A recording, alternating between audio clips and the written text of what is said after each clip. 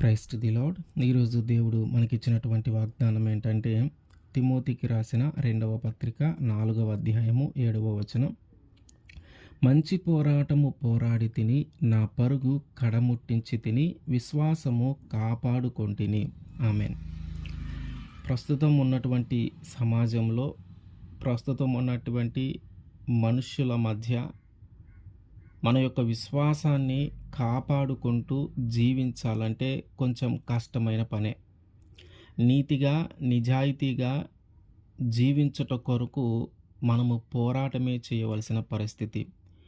అబద్ధమాడకుండా, అన్యాయము చేయకుండా, మోసము చేయకుండా జీవించటానికి మనము ఒక పోరాటము చేయవలసిన పరిస్థితి ప్రస్తుతం ఉన్నటువంటి సమాజంలో, ప్రస్తుతం ఉన్నటువంటి మనుషుల మధ్య, ప్రస్తుతం ఉన్నటువంటి వ్యవస్థలలో మనము ఒక పోరాటము చేస్తూ జీవించవలసిన పరిస్థితి ఉంది.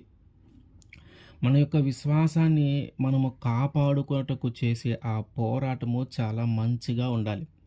అంటే కొంచెం సేపు పోరాడి, లేదా కొంచెం సేపు నీతిగా బ్రతికి, లేదా కొంచెం సేపు అబద్ధం ఆడకుండా జీవించి, ఏదో ఒక బలహీనతను బట్టో ఏదో ఒకసారి మనం పడిపోకుండా ఆ పోరాటము మనము మంచిగా పోరాడాలి. ఎప్పటి వరకు పోరాడాలంటే మన యొక్క పరుగు కడముట్టించే వరకు, అంటే మనము చనిపోయే వరకు మనము ఆ పోరాటము చేస్తూనే ఉండాలి.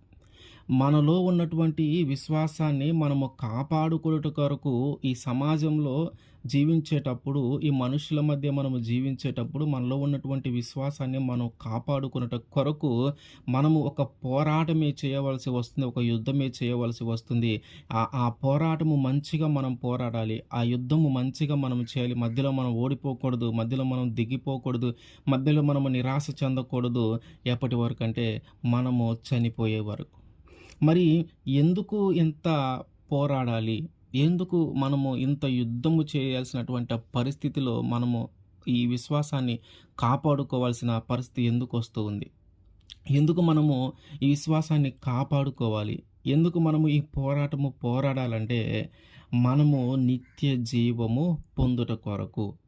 మనము మన యొక్క విశ్వాసాన్ని కాపాడుకొనుటకు మనము ఎంత జాగ్రత్త పడతామో, మన యొక్క విశ్వాసాన్ని మనము కోల్పోకుండా ఉండటానికి ఎంత జాగ్రత్త పడతామో, మన నమ్మకాన్ని మనం కోల్పోకుండా ఉండటానికి ఎంత జాగ్రత్త పడతామో, దానికోసం మనం ఎంత పోరాటము చేస్తామో, ఆ పోరాటము కానీ మంచిగా నువ్వు చేస్తే అది మంచి పోరాటం అయితే దానివల్ల మనము నిత్య జీవాన్ని పొందుకుంటాం. తిమోతికి రాసిన మొదటి పత్రిక 6వ అధ్యాయము 12వ వచనం. విశ్వాస సంబంధమైన మంచి పోరాటము పోరాడము, నిత్య జీవమును చేపట్టుము. దానిని పొందుటకు నీవు పిలువబడి అనేక సాక్షుల ఎదుట మంచి ఒప్పుకోలు ఒప్పుకొంటివి. విశ్వాస సంబంధమైన మంచి పోరాటము పోరాడితే దాని ద్వారా ఏమొస్తుంది? నిత్య జీవము వస్తుంది. ఎందుకు మనము ఇంత పోరాటము చేయవలసిన పరిస్థితి వస్తుందంటే, మనము నిత్య జీవాన్ని పొందుకోవటానికి. ఈ సమాజంలో అబద్ధం ఆడకుండా, లేదా ఏదైనా ఒక పాపము మనల్ని అంటకుండా జీవించాలంటే చాలా కష్టమైన పని. అంతా కూడా చెడ్డ దినాలు నడుస్తూ ఉన్నాయి. చెడ్డ రోజులు నడుస్తూ ఉన్నాయి. పాపము మనల్ని అంటకుండా జీవించటము అంటే ఒక యుద్ధము చేసినట్టుగా, ఒక పోరాటము దాని కొరకు పోరాడినట్టుగా అయిపోయినాయి పరిస్థితులు. అయితే ఈ పరిస్థితులు ఎంత కఠినంగా ఉన్నానో, మనల్ని పాపములో పడవేయాలని ఎదుటివారు ఎంత ప్రయత్నం చేసినానో, మనము ఆ పాపములో పడిపోకుండా మన యొక్క విశ్వాసాన్ని మనము కాపాడుకుంటూ మంచి పోరాటం కానీ పోరాడితే, దాని ద్వారా మనకు లభించే గొప్ప బహుమతి ఏంటంటే నిత్య జీవము. ఈ నిత్య జీవాన్ని పొందుట కొరకు మనం యొక్క విశ్వాసాన్ని మనము కాపాడుకొని, దానికోసం అవసరమైతే పోరాటము చేసి మనము దానిని కాపాడుకోవాలి. అయితే పోరాటము చేసేటప్పుడు కొన్నిసార్లు మనము పడిపోతూ ఉంటాం. మన బలహీనతలు కావచ్చు, లేదా వేరే వేరే కారణాలు కావచ్చు. అనేకమైన కారణాలు ద్వారా మనము కొన్నిసార్లు ఆ పోరాటమును మంచిగా పోరాడలేకపోవచ్చు. మధ్యలోనే వదిలివేయొచ్చు. కొంతకాలము పోరాడి కొంతకాలం ఆగిపోవచ్చు. అంటే కొంతకాలము మనము నీతిగా జీవిస్తూ, నిజాయితీగా జీవిస్తూ ఉన్నటువంటి మనము కొంతకాలము తర్వాత మళ్ళీ ఎప్పటిలాగే అన్యాయంగా, అక్రమంగా లంచము తీసుకుంటూ ఇట్లా జీవించి ఉండొచ్చు. అంటే నీతిని తప్పి మనం ప్రవర్తిస్తూ ఉండొచ్చు. అయితే ఈ పోరాటమును చెడగొట్టేది ఎవరు? మనము పోరాడకుండా చేసేది ఎవరు? ఈ పోరాటంలో ఓడిపోయేలాగా మన మీద వ్యతిరేకంగా పనిచేసే ఆ వ్యక్తి ఎవరు అంటే అది సాతాను. అట్లాగే మనము పోరాడేది గూడా మనం అనుకుంటూ ఉన్నాం ఎవరైనా మనల్ని పాపము చేసేలాగా ప్రేరేపిస్తే, లేదా ఎవరి వల్లన్నా మనము ఒక అలవాటుకి బానిసైతే పలానా వారి వల్ల నేను ఈ అలవాటుకి బానిసయ్యాను, లేదా పలానా వ్యక్తి వల్ల నాకిదొచ్చిందని మనం అనుకుంటూ ఉన్నాం గానీ, ఇదంతా గూడా జరిపించేది వేరేవారు. అంటే ఆ వ్యక్తి ద్వారా మనలోకి దాన్ని తీసుకొనొస్తుంది. ఆ వ్యక్తి ద్వారా మనలోకి అలవాటుని తీసుకొనొస్తుంది. ఆ వ్యక్తి ద్వారా మనం ఆ పాపంలో పడిపోతూ ఉన్నాం గానీ, ఆ వ్యక్తిని మన దాకా రప్పిస్తూ ఉంది మాత్రము సాతానే. ఇది అంధకార సంబంధమైన శక్తి. ఇది మన కంటికి కనిపించని శక్తి. ఈ కంటికి కనిపించని శక్తి ఏం చేస్తా ఉంటదంటే, మనం ఎంత చక్కగా బ్రతుకుతూ ఉన్నామో, అంటే ఎంత మంచిగా పోరాడుతూ ఉన్నామో, ఆ పోరాటాన్నంతా గూడా అణిచివేయాలని చూస్తది. అంటే మనము అబద్ధం ఆడకుండా ఎంత చక్కగా జీవిస్తా ఉన్నామో, అబద్ధం ఆడటానికి అవకాశాన్ని, లేదా అబద్ధం ఆడే పరిస్థితిని మన జీవితంలోకి అది తీసుకొనొస్తది. అది ఏ వ్యక్తి ద్వారా వస్తదో, ఏ పరిస్థితి ద్వారా వస్తదో మనకి తెలీదు. అట్లాగే మనము ఏదైనా ఒక వ్యాపారం చేయటమో, ఒక ఉద్యోగం నుండి మనం నీతిగా బ్రతుకుతా ఉంటే, మనము నీతిని తప్పి ప్రవర్తించేలాగున, మనము నీతిని మరచి ప్రవర్తించేలాగున అది అనేకమైన సందర్భాలను, అనేకమైన అవకాశాలను, అనేకమైన మనుషులను మన దగ్గరికి పంపిస్తూ ఉంటది. అంటే మనము మంచి పోరాడుతూ నిలబడతా ఉంటే సాతాను తట్టుకొని మనము ఎప్పుడైతే ఆ పోరాటమును వదిలిపెట్టి వెళ్ళిపోవాలి. ఈ ఈ ఇది సాతానికి ఇష్టమైన దానిలాగా మనం బ్రతికితే అప్పుడు మనల్ని అది సంతోషపడదనమాట. మనల్ని పాపంలో నెట్టి అది సంతోషపడతది. కానీ దాని ద్వారా దేవుడు దుఃఖిస్తాడు. అంటే మనం విశ్వాసాన్ని కాపాడుకొనుటకు, ఒక పాపము చేయకుండా మనల్ని మనము కాపాడుకొనుటకు మనం ఎంతగా ప్రయత్నం చేస్తూ ఉంటామో, ఎంతగా పోరాడుతూ ఉంటామో, అదే దానికంటే ఎక్కువగా సాతాను మనతో పోరాడుతా ఉంటది. దేనికోసము? మన యొక్క పోరాటమును ఆపాలని. మనం విశ్వాసాన్ని కాపాడుకోవటానికి పోరాడుతూ ఉన్నాం గదా! మంచిగా జీవించటానికి పోరాడుతా ఉన్నాం గదా! అబద్ధం ఆడకుండా ఉండటానికి పోరాడుతా ఉన్నాం గదా! అన్యాయం చేయకుండా ఉండటానికి పోరాడుతా ఉన్నాం గదా!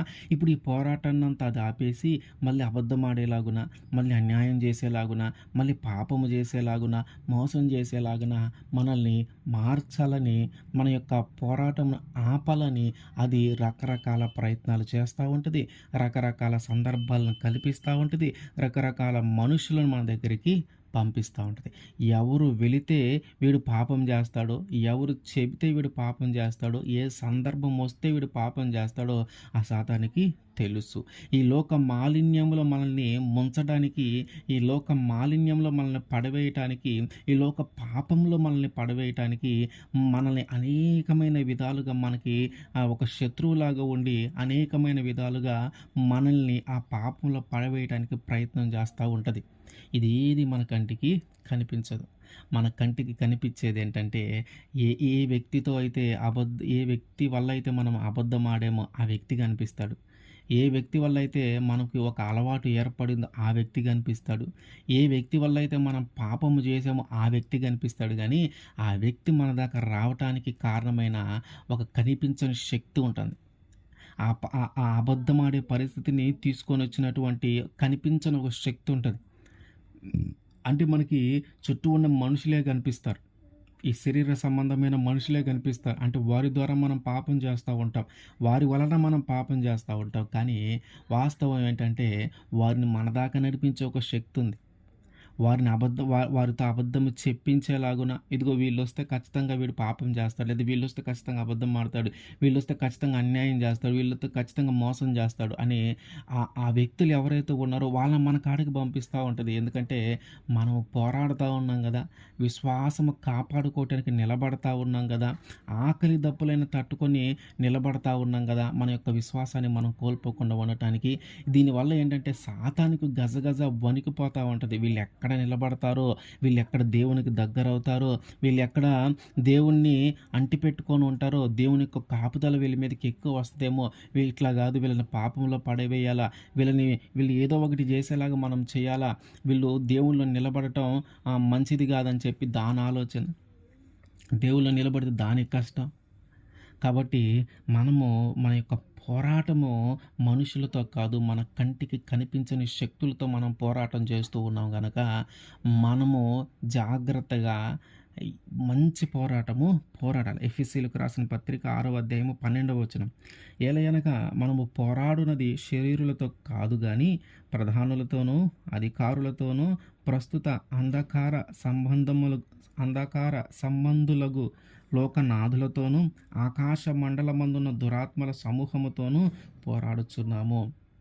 మన కంటికి కనిపించని శక్తి అది. మన కంటికి కనిపించదు కానీ మనల్ని పాపంలో పడవేయగలదు. మన కంటికి కనిపించదు కానీ ఆ లోక మాలిన్యంలో మనల్ని ముంచగలదు. మన కంటికి కనిపించదు కానీ మనకు ఒక బలహీనత ఏర్పాటు చేయగలదు. మన కంటికి కనిపించదు కానీ ఒక వ్యసనమైన అలవాటు చేయగలదు. అంటే మనము పోరాడేది అంధకార సంబంధమైన శక్తులతో, ఈ చుట్టూ ఉన్న మనుషులతో కాదు, ఈ శరీర సంబంధమైన మనుషులతో కాదు. వారి ద్వారా మనం పాపంలో పడిపోతాం, కానీ వారిని మన దాకా తెస్తూ ఉంది మాత్రము సాతానే. ఒక కోపాన్ని ప్రదర్శించాల్సిన పరిస్థితి ఎందుకు వస్తుంది?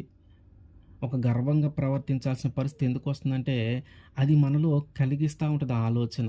అది మనలో ఏర్పాటు చేస్తూ ఉంటుంది ఆలోచన. ఇట్లా మాట్లాడు అని మనల్ని ప్రేరేపిస్తూ ఉంటుంది. కనుక మనము పోరాడేటప్పుడు, మన విశ్వాసాన్ని మనము కాపాడుకునేటప్పుడు, మన నీతి నిజాయితీని మనము కాపాడుకునేటప్పుడు మంచి పోరాటం పోరాడాలి. ఏదో సాధారణమైన దానిలాగా కాకుండా, ఏదో 4 రోజులు ఉన్నాం, 4 రోజులు పోరాడాం, లేదా 4 రోజులు నీతిగా బ్రతికాం, ఇంకెంతకాలం నీతిగా బ్రతుకుతాం, ఈ సమాజంలో నీతిగా బ్రతికితే కుదరదు, మంచివాడిగా బ్రతికితే కుదరదు, ఈ సమాజంలో నువ్వెంత మంచి అయినా చేయి దానివల్ల చెడే వస్తుంది, నువ్వెంత నీతిగా అయినా బ్రతుకు నీ మీద నిందలేస్తారు, నువ్వెంత నీతిగా అయినా బ్రతుకు నిన్ను అవమానపరుస్తారు, నువ్వు ఆ తప్పు చేసావని అంటారు కానీ వాళ్ళు నీతిగా బ్రతుకుతారని ఎవరు మాట్లాడరు. కనుక ఇట్లాంటి సమాజంలో మనం మంచిగా ఉండటము అనవసరం, ఇట్లాంటి సమాజంలో మనం నీతిగా బ్రతకటం అనవసరం అని మనం అనుకుంటూ ఉంటాం. ఎందుకంటే మనలో అట్లాంటి ఆలోచనలు ఆ సాతాను ప్రేరేపిస్తూ ఉంటుంది. మనకి ఎదురయ్యే సందర్భాలు, అంటే ఈ మాట మన నోటి నుంచి రావాలంటే ఎలాంటి సందర్భాలను మనం ఫేస్ చేయాలో, ఎలాంటి కష్టాలను మనం అనుభవించాలో, ఎలాంటి పరిస్థితులు మనం దాటి రావాలో వాటన్నిటిని అది కల్పిస్తూ ఉంటుంది. ఆ కష్టాల నుంచి వచ్చినప్పుడు అట్లాంటి మనుషుల నుంచి అట్లాంటి మనుషుల దగ్గర మనం అనుభవాలు పొందినప్పుడు వారి ద్వారా మనం ఒక ఆలోచన చేస్తూ ఉంటాం, ఇక మంచిగా బ్రతకటం అనవసరం, మంచిగా జీవించటం మన అవసరం. ఎంత మంచి చేసినా చెడే వస్తుంది. ఎంత మంచి అయినా చెయ్యి, మన మీద నిందలే, ఎంత నీతిగా అన్న బ్రతుకు, ఆ నిందలు అవమానాలు మన మీదకి వస్తూ ఉన్నాయి. ఇంకెందుకు నీతిగా బ్రతికేది, ఇంకెందుకు ఇంత మంచిగా జీవించేది? అసలు అబద్ధము చెప్పడు వీడు అనుకున్న వారు ఏదైనా పొరపాటున ఒకటి జరిగితే వాడు అబద్ధం చెప్పడలే అని అనుకోరు.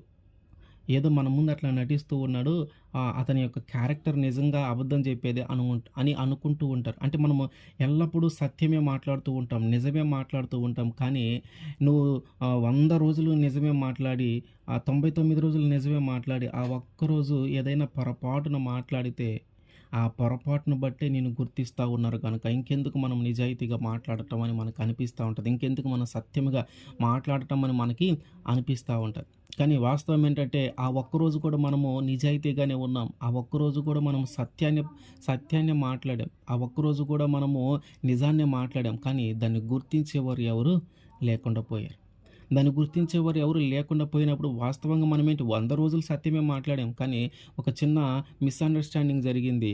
ఆ మిస్అండర్స్టాండింగ్ జరిగినప్పుడైనా వీళ్ళు ప్రతిరోజు నిజమే మాట్లాడతారు కదా, సత్యమే మాట్లాడతారు కదా, ఇప్పుడు మాత్రం వీళ్ళు ఎందుకు అబద్ధం ఆడతారు అనే ఆలోచన లేకుండా అబద్ధం ఆడే ఉంటారు. పైకేదో నీతిగా ఉన్నట్టు, పైకేదో నిజాలు మాట్లాడుతూ ఉన్నట్టు ఉంటారు, కానీ వాస్తవంగా వీళ్ళు అబద్ధం ఆడే ఉంటారని ఒక్క చిన్న మిస్అండర్స్టాండింగ్ని పట్టుకొని ఇన్ని రోజులు జీవించిన జీవితాన్ని ఒక్క మాటతో తీసివేస్తూ ఉంటే ఇంకెందుకు మనం సత్యం మాట్లాడాలి, ఇంకెందుకు మనం నిజం మాట్లాడాలని మనకు అనిపిస్తూ ఉంటుంది. ఇవన్నీ కల్పించేదంతా కూడా సాతానే. ఈ ఆలోచనలన్నీ కల్పించేది సాతానే. ఆ పరిస్థితులన్నిటిని కల్పించేది సాతానే. మన నోటి నుంచి అట్లాంటి మాటలు వచ్చేలాగా మన పరిస్థితులు మార్చేది సాతానే. ఎందుకంటే ఎప్పుడైతే మనకు అట్లాంటి పరిస్థితులు ఎదురవుతా ఉన్నాయో, ఎప్పుడైతే మనము మంచి చేసి చెడు అనుభవిస్తా ఉన్నామో, ఎప్పుడైతే మనము సత్యము మాట్లాడి నిందలు పడతా ఉన్నామో, మనము మంచి పోరాటము పోరాడుతూ ఉన్నట్టు. అంటే మనము చేసే పోరాటము, మనము జీవించే జీవితము విలువైనదిగా ఉంటది. దేవుడికి నచ్చేదిగా ఉంటుంది. ఎప్పుడైతే మనం మనం బాగా మంచిగా జీవిస్తా ఉన్నామో, నిజాయితీగా జీవిస్తూ ఉన్నామో, నీతిగా జీవిస్తూ ఉన్నామో, దేవుడు సంతోషపడతాడు. అయితే ఆ నిజాయితీగా జీవించేటప్పుడే మనల్ని పడగొట్టడానికి సాతాను ప్రయత్నం చేస్తూ ఉంటది. అంటే మనము జీవిస్తూ ఉన్నప్పుడు ఏదైనా ఒడిదుడుకులు ఎదురైనయి అంటే, అంటే మనము నిజం చెప్తా ఉన్నాం, సత్యం మాట్లాడుతూ ఉన్నాం, మనం అబద్ధం ఆడం. కానీ మన మీదకి ఒక నిందొచ్చింది. వీళ్ళు అబద్ధం ఆడారు, వీళ్ళు మోసం చేశారు అని ఒక నిందొచ్చిందనుకో, దానికి దానివల్ల మనకు అర్థమయ్యేదేంటంటే, మనము చేసే పోరాటం మంచిగా ఉంది. అందుకని సాతాను ఓర్చుకోలేక, మనము చేసే పోరాటం నిజాయితీగా ఉంది. అందుకని సాతాను ఓర్చుకోలేక మన జీవితంలోకి ఇట్లాంటి అలజడిని సృష్టిస్తా ఉంది అని. అంటే ఒక విధంగా మనం జీవిస్తున్న జీవితం చాలా మంచి జీవితం అని. మనము మనము తీసుకున్నటువంటి ఆ నిర్ణయము, మనం బ్రతుకుతున్నటువంటి ఆ బ్రతుకు చాలా గొప్పదని. ఎప్పుడైతే మనము తీసుకున్న నిర్ణయము మంచిగా ఉందో, మనం బ్రతుకుతున్న జీవితం గొప్పగా ఉందో, దేవుడికి సంతోషకరమైన జీవితాన్ని మనం జీవిస్తా ఉన్నామో, అప్పుడు మొదలవుతాయి ఒడిదుడుకులు. అంటే అట్లా ఒడిదుడుకులు మొదలవుతా ఉన్నాయంటే, నిందలు, అవమానాలు వస్తా ఉన్నాయంటే, మనం మంచిగా జీవిస్తా ఉన్నట్టు. సాతానుని ఇబ్బంది పెట్టేంత మంచిగా జీవిస్తా ఉన్నట్టు. సాతానుని గజగజలాడేలాగా పోరాటం చేస్తూ ఉన్నట్టు. అంటే అంత మంచిగా మనము జీవిస్తా ఉన్నామని. మన యొక్క మన యొక్క పోరాటము మంచిగా ఉందని. మన యొక్క పోరాటం మంచిగా ఉంది గాబట్టే సాతాను దాన్ని తట్టుకోలేక, సాతాను దాన్ని ఓర్చుకోలేక ఏదో ఒక నింద, అవమానము మన మీదకి తీసుకొనొస్తా ఉంది. ఏ విషయంలో మనం పోరాడుతా ఉన్నాం, అబద్ధమాడే విషయంలో మనం అబద్ధం ఆడకుండా ఉండాలి అని మనం గట్టిగా నిర్ణయం తీసుకొని పోరాడుతా ఉంటే, అదేమో అబద్ధం ఆడటానికి ప్రయత్నాలు మన మీద కల్పిస్తా ఉంటది. ఎప్పుడైతే మనకు అట్లాంటి అవకాశం వస్తదో, ఎప్పుడైతే మనకు అట్లాంటి సందర్భం వస్తదో, అప్పుడు మనకు అర్థం కావాల్సిన విషయం ఏంటంటే, మనం కరెక్ట్‌గా మంచి పోరాటం పోరాడుతా ఉన్నాం. ఎందుకంటే మనం అబద్ధం ఆడకుండా ఇన్ని రోజులు జీవించాం. అయితే ఇప్పుడు అబద్ధం ఆడవలసిన పరిస్థితి సాతాను నా జీవితంలో కల్పించిందంటే, దీని ద్వారా నేను సాతానుకు ఒక గుణపాఠం చెప్పాను. ఎందుకంటే నేను మంచిగా జీవిస్తా ఉన్నానని సాతానుకు అర్థమయింది అని. సాతానికే అంత అర్థమైతే దేవుడికి ఇంకెంత అర్థం కావాలి. అంటే మనం మంచి పోరాటం పోరాడుతా ఉన్నామంటే ఎలాగ అర్థమైద్దంటే మనకి, ఇదిగో మనము పోరాడుతున్న విషయంలోనే మనం ఒడిదుడుకులు ఎదుర్కొంటాం. మనము ఒక వ్యసనానికి అలవాటు పడి ఉంటే, ఆ వ్యసనము ఏదైతే ఉందో దానిలో మనము మళ్ళీ దాన్ని జయించిన తర్వాత నీతిగా బ్రతుకుతూ ఉంటే, మళ్ళీ అట్లాంటి అవకాశం వస్తా ఉందంటే, మనం మంచిగా బ్రతుకుతూ ఉన్నట్టే. అందులో పడిపోతాడేమో, మళ్ళీ అట్లాంటి అవకాశం ఇత్తే పడిపోతాడేమో అని ఆ అవకాశము మనకు వస్తూ ఉందంటే, దానిలో మనం పడిపోకుండా ఉండగలగాలి. అదే మనకి పరీక్ష. అదే సాతాను చేసేటటువంటి పని. మనము అట్లాంటి పరిస్థితిలో మనం ఉన్నామంటే, అంటే మామూలుగా అంటారు మంచి చేసి చెడు అనుభవించటం. అంటే మంచి చేసి చెడు అనుభవిస్తా ఉన్నామంటే, మనం మంచి చేసినట్టే. చాలా మంచి పోరాటము పోరాడినట్టే. కనుక మంచి పోరాటము పోరాడాల. మనం బ్రతికినంత కాలము మంచి పోరాటం పోరాడాల. ఈ పోరాటము వలన ఉపయోగం ఏంటయ్యా అంటే, నిత్య జీవాన్ని పొందుకుంటాం. ఈ పోరాటము ఎవరితో చేస్తా ఉన్నామయ్యా అంటే, ఇదిగో ఇది శరీర సంబంధమైన మనుషులతో కాదు గానీ, మన కంటికి కనిపించని శక్తులతో మనం పోరాడుతూ ఉన్నాం గనక, మనము చాలా జాగ్రత్తగా పోరాడుతూనే ఉండాలి. మంచి పోరాటము పోరాడాలి. మరి ఎలా పోరాడతాం? ఎలా పోరాడాలి? దేవుడే ఏం చెప్తూ ఉన్నాడు? ఎఫెసీయులకు రాసిన పత్రిక 6వ అధ్యాయము 13-18 వరకు. అందుచేత మీరు ఆపద్దినమందు వారిని ఎదిరించుటకు, వారిని అంటే కంటికి కనిపించని శక్తులను, వారిని ఎదిరించుటకును, సమస్తమును నెరవేర్చిన వారై నిలువబడుటకును, శక్తిమంతులగుటకు దేవుడిచ్చే సర్వాంగ కవచమును ధరించుకొనుడి. ఏం చెప్తూ ఉన్నాడంటే, ఆపద్దినమందు ఒక ఆపదొచ్చింది. ఆ ఆపద్దినమందు మనము నిలబడి ఉండటానికి, అంటే మనము మంచి పోరాటం పోరాడుతూ ఉన్నప్పుడు దేవుని విషయంలో మనము జాగ్రత్తగా ఉంటూ ఉన్నప్పుడు అనుకోకుండా ఒక ఆపదొచ్చింది. అనుకోకుండా కొన్ని కఠినమైన పరిస్థితులొచ్చినాయి. అనుకోకుండా మన స్థితిగతులన్నీ మారిపోయినాయి. ఎందుకంటే మనము చేస్తున్న పోరాటం చాలా ప్రబలంగా ఉంది. ఆ పోరాటం ఆగిపోవాల. ఆ పోరాటం ఆగిపోయేలాగా సాతాను మన జీవితంలో ఒక దుర్దినములను ప్రవేశపెడతా ఉంది. ఒక ఆపదను ప్రవేశపెడతా ఉంది. ఒక ప్రమాదమును ప్రవేశపెడతా ఉంది. కనుక ఆ ఆపద్దినములప్పుడు మన హృదయంలో ఒక ఆలోచన కలుగుతుంది. ఏమని? ఇంకింతవరకి చాలు. మనం ఇంత నీతిగా బ్రతికింది చాలు. ఇప్పుడు ఈ పరిస్థితుల్లో మనం బయటపడాలంటే ఖచ్చితంగా ఒక అబద్ధం ఆడాల్సిందే. ఖచ్చితంగా ఒక మోసం చేయాల్సిందే. ఈ పరిస్థితుల నుంచి మనం బయట పడాలంటే ఏదో ఒకటి మనం చేయాలా. ఇప్పుడు నీతి, నిజాయితీ అని కూర్చుంటే సరిపోదు. ఇప్పుడు ఆ నిజమని, సత్యమో మాట్లాడతానని, నిజం మాట్లాడతానని కూర్చుంటే సరిపోదు. ఏదో ఒకటి చెప్పాలి. ఏదో అబద్ధమో, నిజమో తర్వాత చూసుకుందాం. ఈ పరిస్థితి నుంచి బయటికి రావాలా. అన్యాయమో, మోసమో ఆ తర్వాత చూసుకుందాం. ఈ పరిస్థితి నుంచి బయటికి రావాలని ఈ ఆపద్దినములందు మనకు అట్లాంటి ఆలోచన కలగకుండా ఉండటానికి మనమంట సర్వాంగ కవచమును ధరించుకోవాలి. ఆపదలొచ్చినప్పుడు మనం పడిపోకుండా ఉండటానికి, ఆ ప్రమాదాలు వచ్చినప్పుడు మనము నీతిని తప్పకుండా ఉండటానికి, మన కఠినమైన పరిస్థితులు అనుభవించేటప్పుడు మనము మన యొక్క నిజాయితీని కోల్పోకుండా ఉండటానికి మనం చేయాల్సింది ఏంటంటే సర్వాంగ కవచమును ధరించుకోవాలి. సర్వాంగ కవచమును ధరించుకోవటం అంటే సాధారణంగా ఏంటంటే యుద్ధము చేసేటప్పుడు సైనికులు సర్వాంగ కవచాన్ని ధరిస్తారు. ఎట్లా అంటే తల నుంచి కాలి పాదముల వరకు అన్నీ గూడా ఒక దట్టిలో లేతే ఒక్కొక్క అవయవానికి ఒక్కొక్క రకమైన రక్షణ కల్పించే వాటిని ధరిస్తూ ఉంటారు. తలకి శిరస్త్రాణము ఎట్లా అంటే ఒక ఏదైనా బాణం వేసినప్పుడు గానీ లేదా ఏదన్నా రాళ్ళ లాంటివి గానీ ఏదైనా తగలకుండా తలకొక ఏర్పాటుంటది. ఛాతీకి ఒక ఏర్పాటుంటది. కాళ్ళకొక ఏర్పాటుంటది. వీటన్నిటిని కవచములు అంటారు. ఇవి ముఖ్యంగా ఏంటంటే బాణాలు తగలకుండా, బాణము ఒంటికి తగిలినప్పుడు అది గుచ్చుకొనకుండా ఇది కాపాడుతది. అట్లాగే ఇంకా ఏదైనా ప్రమాదాలు జరుగుతూ ఉన్నప్పుడు కత్తులు గానీ, అంటే పాత కాలంలో ఎక్కువగా కత్తులతోనూ, బాణాలతోనూ ఎక్కువగా యుద్ధాలు జరిగేవి గనక వాటి నుంచి తప్పించుకొనటానికి ఆ శరీరం అంతా గూడా కప్పబడి ఉంటది. ఇవి ఇవి మనము ఎప్పుడైతే ఒక సైనికుడు లేదా యుద్ధం చేసేటటువంటి వ్యక్తి ఇవన్నీ ధరించుకుంటాడు. ఈ కవచములన్నీ ధరించుకుంటాడో అప్పుడు యుద్ధంలో ఎలాంటి పరిస్థితులు ఎదురైనా కూడా తట్టుకొని నిలబడగలడు. అయితే యేసుక్రీస్తు వారు అంటూ ఉన్న మాట ఏంటంటే, ఇప్పుడు నువ్వు విశ్వాసాన్ని కాపాడుకోవటానికి మంచి పోరాటం చేస్తూ ఉన్నావు కదా! నువ్వు పోరాడేటప్పుడు ఆ సాతాను నీ మీద కొన్ని ప్రయోగాలు చేస్తా ఉంటది. సాతాను నీకు కొన్ని అపాయాలు కలిగిస్తా ఉంటది. నిన్ను ఇబ్బందులు పెడతా ఉంటది. కఠినమైన పరిస్థితుల్లోకి నెట్టివేస్తా ఉంటది.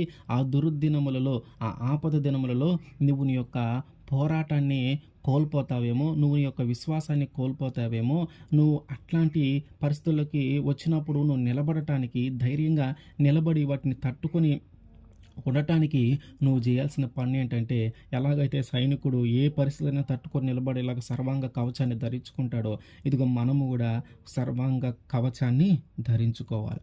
సర్వాంగ కవచాన్ని ఎప్పుడైతే మనం ధరించుకుంటామో అప్పుడు మనము సాతాను వేసే ఏ ప్రణాళికలోనైనను, సాతాను పన్నే ఏ ప్రణాళికలోనైనను, అది ఎటువంటి ఆపద కలిగించిననో, ఎటువంటి ప్రమాదము కలిగించిననో, ఎటువంటి కఠినమైన పరిస్థితులు కల్పించిననో ఆ సర్వాంగ కవచాన్ని మనము ధరించుకుంటాము గనుక మనము ఖచ్చితంగా దాన్ని ఎదిరించి నిలబడగలం. మన యొక్క విశ్వాసాన్ని మనము కాపాడుకొనగలము.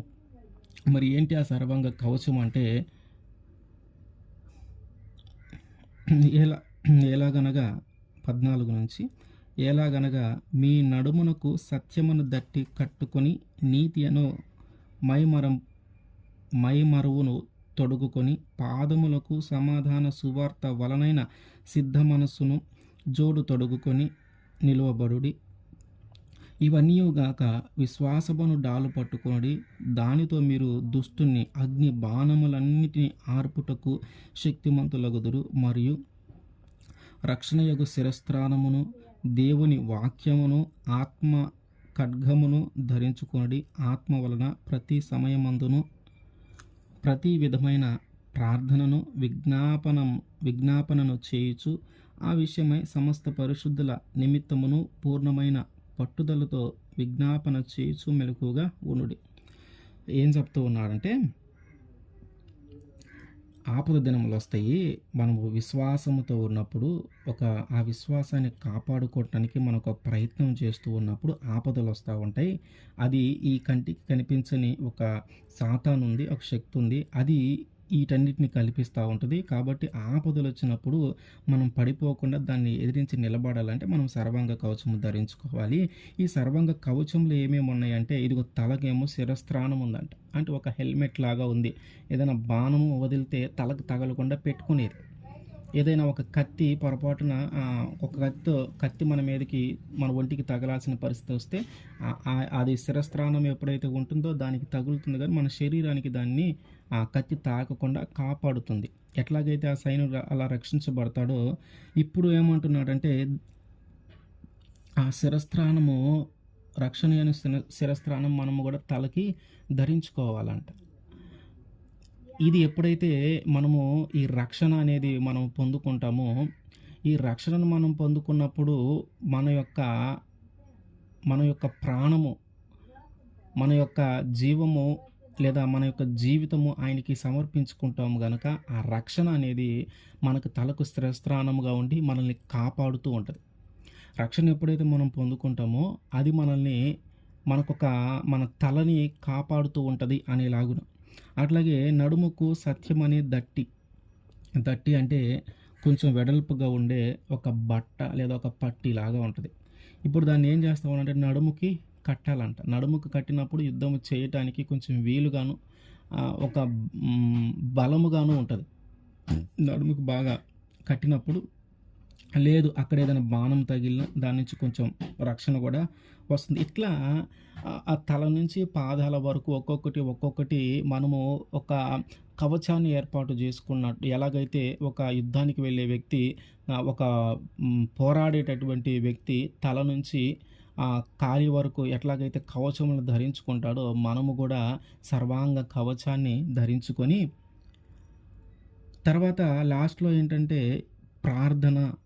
ఇవన్నీ ఎన్ని ఉన్నా గూడా ప్రార్థన జేయాలి. మనము నడుముకు సత్యమనే దట్టి కట్టుకున్న, నీతి అను మయమరుపు తొడుక్కున్న, పాదములకు సమాధాన సువార్త వలనైన జోడు తొడుక్కున్న, విశ్వాసమనే డాలు ఉన్న, రక్షణ అను శిరస్త్రాణము ఉన్న, దేవుని వాక్యమును ఆత్మ ఖడ్గమును కలిగి ఉండి మెలకువగా ఉండి ప్రార్థన చేయాలి. అంటే మనం ఇన్ని ధరించుకొని నిలబడితే సరిపోదు. అట్లాగే వీటిలో అన్నీ ధరించుకోవాలా. మనము ఒక 2, 3 ధరించుకొని మిగతాయి వదిలేస్తే ఇబ్బంది. అంటే మనము నీతిగా బ్రతకటము, అన్యాయం చేయకుండా బ్రతకటము చేస్తూ అటువంటి అటువంటి కవచాలను మనం ధరించుకొని మిగతా పాపం చేస్తూ ఉంటే ఉపయోగము లేదు. అంతే కదా! ఇప్పుడు శిరస్త్రాణము తలకి ముఖ్యమైనది.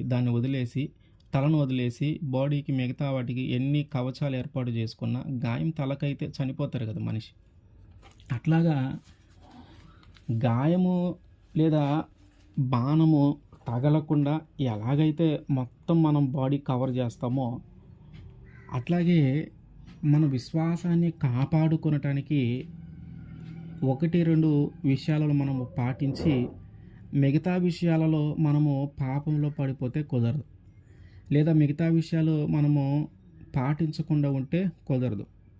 దానివల్ల కూడా సాతాను మన మీద దాడి చేసే అవకాశం ఉంది. ఏదైతే బలహీనత ఉందో, ఏదైతే పాటించలేము అనుకున్నయో వాటి ద్వారా మన మీద అది బలము ప్రయోగించి ఆ బలహీనతలోకి మనల్ని ఇంకా నెట్టివేసి పాపంలోనికి తీసుకొని వెళ్తుంది. కనుక ఈ శిరస్త్రాణము లేదా మిగతా అన్నీ కూడా మనము ఖచ్చితంగా ధరించుకోవాలి. ఒకటి ధరించేసి ఒకటి వదిలేసుకొని ఇట్లా ఉండకూడదు. మొత్తము ధరించాలి. అందుకని ఆయన అంటున్నారు, సర్వాంగ కవచము ధరించాలి, మొత్తము ధరించాలి. అప్పుడే మనము రక్షింపబడతాం. అప్పుడే మనము దాన్ని తట్టుకొని నిలబడతాం. అప్పుడే మనము దాన్ని ఎదిరించగలుగుతాం. అప్పుడే దానితో పోరాడగలుగుతాం. అప్పుడే దాంతో మనం యుద్ధము చేయగలుగుతాం. అయితే దేవుడు అంటూ ఉన్న మాట ఏంటంటే, వీటన్నిటితో పాటు ఇంకా ముఖ్యమైనది ఒకటి ఉంది. అది ఏంటంటే ప్రార్థన. మనం ఎన్ని ధరించుకున్నా, ఎంత జీవితాన్ని జీవిస్తూ ఉన్నా, ఎంత నీతిగా బ్రతుకుతూ ఉన్నా, ఎంత యథార్థవంతంగా బ్రతుకుతూ ఉన్నా, ప్రార్థన లేకపోతే కష్టమే. ప్రార్థన ఉండాలి.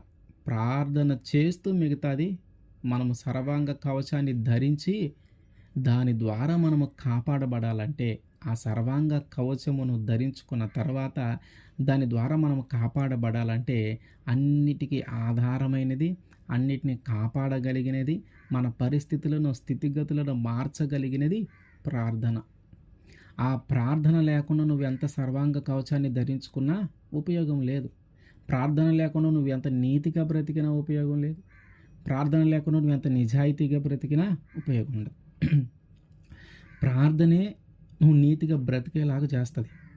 ఎందుకంటే మనం నీతిగా బ్రతికేటప్పుడు సాతాను ఏదైనా ఒక పన్నాగము పన్ని ఏదైనా ఒక ప్రణాళిక వేసి మనము నీతిగా బ్రతకటాన్ని ఆపాలనే ప్రయత్నం చేసినప్పుడు మనము ప్రార్థన చేస్తే, ఆ సర్వాంగ కవచాన్ని ధరించి మనము ప్రార్థన చేస్తే ఆ ఆ పరిస్థితిని దేవుడు మారుస్తాడు. అంటే నీతిని తప్పే ప్రవర్తించే పరిస్థితి మనకు ఎదురైతే ఆ పరిస్థితిని తీసివేసి ఎప్పట్లాగే మనము నీతిగా ఉండేలాగా చేయగలుగుతుంది ఈ ప్రార్థన.